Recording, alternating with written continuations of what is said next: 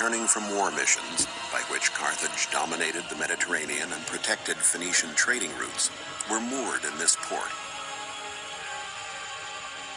It was circular, with a round island in the center, known as the Island of the Admiralty. There were dry docks both on the island and in the outer perimeter of the port. On the summit of the island was the Pavilion of the Admiralty, from which the Supreme Commander of the fleet gave military orders. A bugler and a herald, armed with flags, controlled the traffic of ships in the port. If a trumpeter signaled to turn left, there had to be room enough to make the maneuver.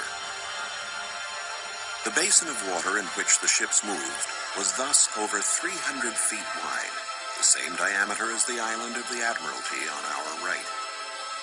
There were 30 berths in the center and 140 on the outside. Since some of the very deep central moorings could hold 2 ships, there could have been 200 ships in the port at one time.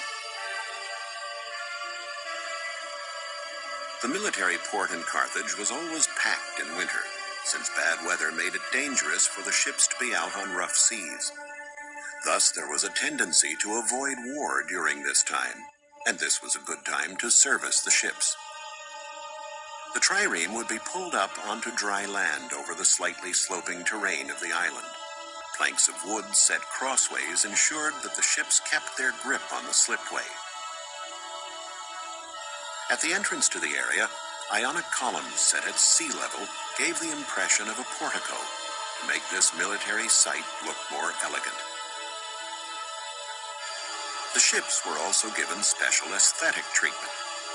Phoenician ships typically had an eye painted on the bow that was supposed to strike fear into their enemies. The ships were also given special aesthetic treatment. Phoenician ships typically had an eye painted on the bow that was supposed to strike fear into their enemies.